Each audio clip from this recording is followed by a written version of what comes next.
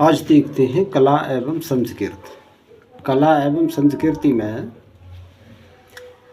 Gujarati cinema, Gujarati फिल्मों की बात करें तो गुजराती भाषा में पहली लंबी फिल्म नरसिंह मेहता 1932 थी, जो एक प्रसिद्ध गुजराती संत के जीवन पर आधारित थी।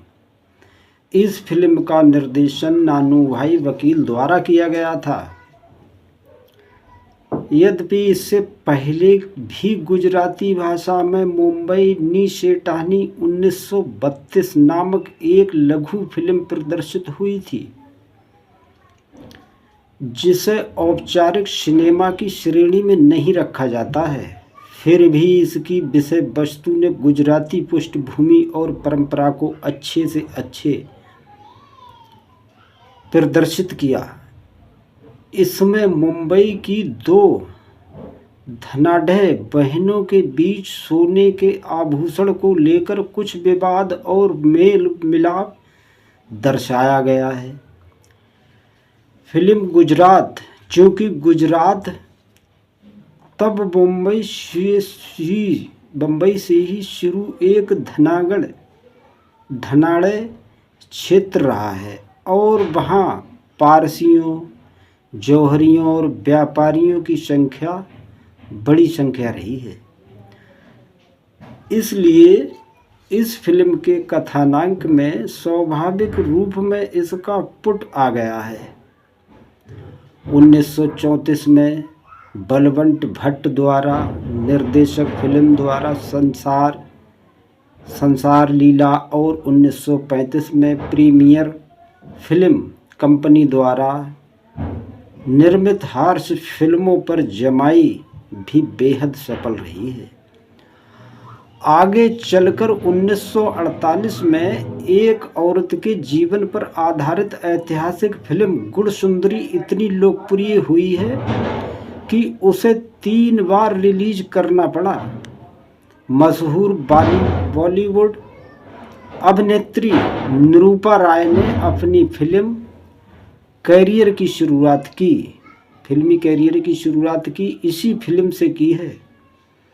क्षेत्रीय फिल्मों में सफलता अर्जित करने वाले अधिकांश कलाकारों के मन में बॉलीवुड हिंदी फिल्म में कामकाज करने की तमन्ना अवश्य रहती है, क्योंकि इससे उन्हें अपनी राष्ट्रीय पहचान बनाने में आसानी होती है। 1960 के दशक में प्रदर्शित गुजराती फिल्म अखंड सौभाग्यवती गुजराती सिनेमा के लिए एक महत्वपूर्ण मोड़ साबित हुई। इस फिल्म ने सफलता के नए झंडे गाड़ दिए हैं। 1970 के दशक भी गुजराती फिल्मों के लिए बेहद महत्वपूर्ण रहा।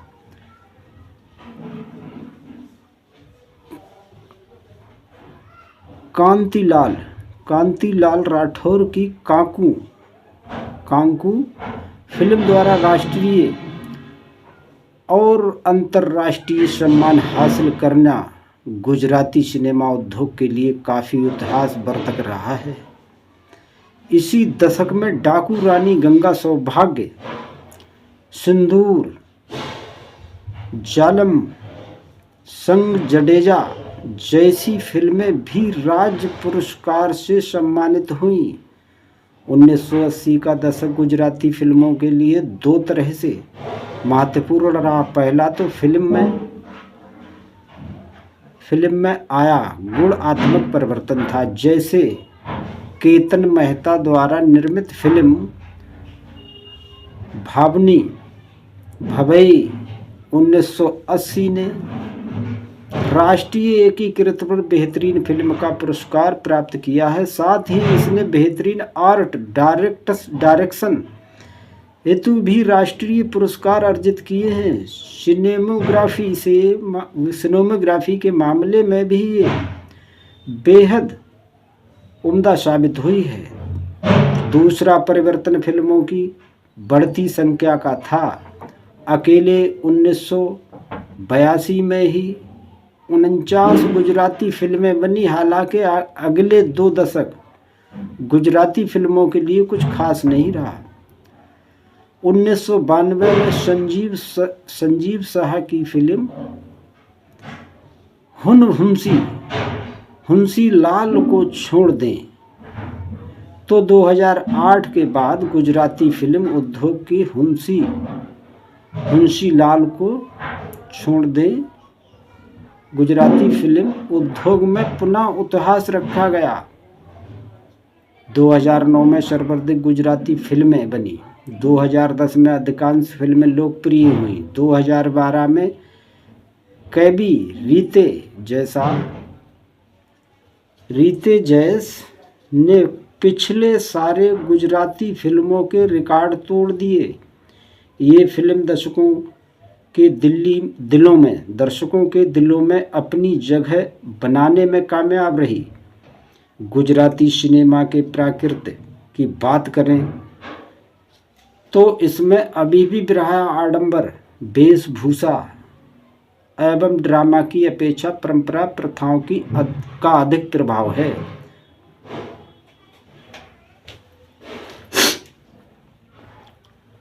मराठी सिनेमा का इतिहास उतना ही पुराना है जितना कि भारतीय सिनेमा का। मूक फिल्मों की ही बात करें तो इस बात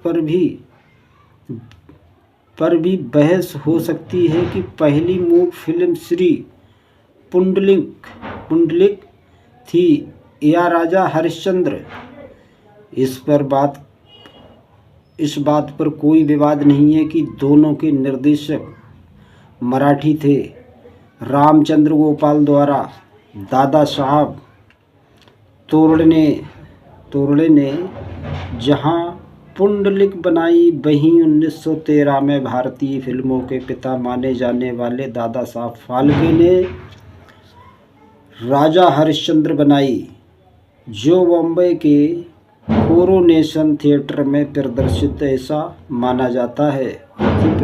माना जाता है कि मूक फिल्में ब्रिटिश दमन और उसके विरोध भारतीय व्यक्ति के चुप्पी को दर्शाती हैं।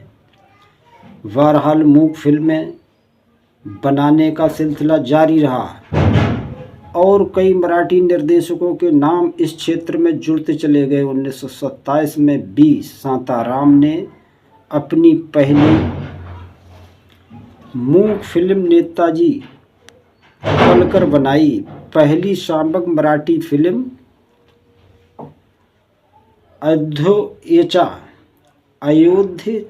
अयोध्येचा राजा 1932 बनाने का श्रेय भी शांताराम को ही जाता है। इसे हिंदी में भी निर्मित किया गया। राजा हरिश्चंद्र का एक दृश्य उसी समय पुणे स्थित प्रभात फिल्म कंपनी सबसे बड़े स्टूडियो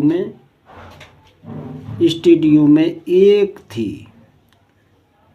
इसके बैनर तले बनी मराठी फिल्म संत तुकाराम ने 1937 के वेनिस फिल्म फेस्टिवल में पुरस्कार भी अर्जित किया है। 1940 से 1950 का दशक मराठी सिनेमा का क्लासिकल युग समझा जाता है। 1940 के दशक में फिल्म निर्माण के लिए लाइसेंस व्यवस्था की शुरुआत की गई और 1960 के दशक में महाराष्ट्र गुजरात से पृथक का सृजन। तो महत्वपूर्ण घटनाएं थीं जिनमें मराठी फिल्म निर्माण को प्रभावित किया। भालजी पंधेरकर, बाबूराव पेंटर, राजा परांजपे, राजा ठाकुर आदि ऐसे कई मराठी निर्देशकों के नाम हैं जिन्होंने पारिवारिक ड्रामे के साथ साथ सामाजिक मुद्दों को भी काफ़ी बेहतर ढंग से दर्शाया है। इसी तरीके की एक फिल्म जगाच्या पथिवार थी, जिसने भेतरसमवाद और भाव प्रधान गानों के माध्यम से दर्शकों को आकर्षित किया। इस दशक की कुछ प्रमुख फिल्मों में प्रपंच, मुंबईचा जवाई, माधव शिंदे की कन्यादान और धर्मकन्या भालजी पंधेरकर की शादी मानसे आदि थीं। 1960-70 के दशक की मराठी फिल्में तमाशा या लोक कला अथवा नाटकों पर आधारित थीं। इनमें से भी अधिकांश फिल्में उन कलाकारों की व्यक्तिगत कहानियाँ थीं जो तमाशा थिएटरों में काम करने वाले थे। एक तरह की कहानियों पर आधारित ये फिल्में लंबे समय तक दर्शकों को नहीं बांध सकी। 1980 के दशक में शपित अत्याचार जैसी फिल्मों ने पिछले दशक की नीरसता को तोड़ा। अब कहानियाँ शक्तिशाली राजनेताओं की आपसी प्रतिस्पर्धा, बगावत या एक औरत की अपनी स्वयं की पहचान बनाने की जद्दोजहद पर आधारित होने लगी। विरोध का ये स्वगर वांछित ग्रामीण को एक अलग इतिहास प्रदान करना था। अमोल पालेकर जैसे महान निर्देशक 1980-90 के दशक में प्रसिद्ध हुए, जब उन्होंने ग्रामीण महाराष्ट्र की एक प्रचलित कहानी को अपनी फिल्म वनगरवाड़ी के माध्यम से दर्शाया। 1990 के दशक में जब्बार पटेल की एक होता विदूषक और मुक्ता सुमित्रा भावे की सुमित्रा मांगे की दोघी, संजय रावल की वजीर जैसी फिल्मों की सफलता देखी। 2004 में संदीप सावंत की मराठी फिल्म श्वास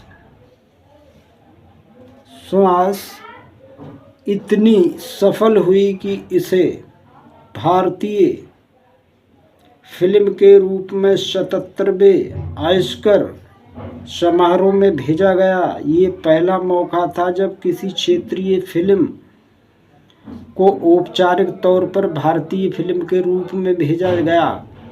इस फिल्म में सर्वश्रेष्ठ फिल्म का राष्ट्रपति पदक भी प्राप्त हुआ। 2009 में मराठी फिल्म हरिश्चंद्र फैक्ट्री 82 में अकेडमी पुरस्कार के लिए भारत की तरफ से भेजी गई। आगे चलकर 2011 में मराठी फिल्म देओल ने भी इस राष्ट्रीय स्तर के पुरस्कार जीते। 2015 में भारत में प्रदर्शित मराठी फिल्म कोर्ट भी काफ़ी चर्चित रही। इस तरह वैश्वीकरण के इस स्पर्धात्मक युग में और हिंदी फिल्मों से कड़ी प्रतिस्पर्धा मिलने के बावजूद मराठी फिल्मों ने अपनी एक अलग राष्ट्रीय स्तर और अंतर्राष्ट्रीय पहचान बना रखी है।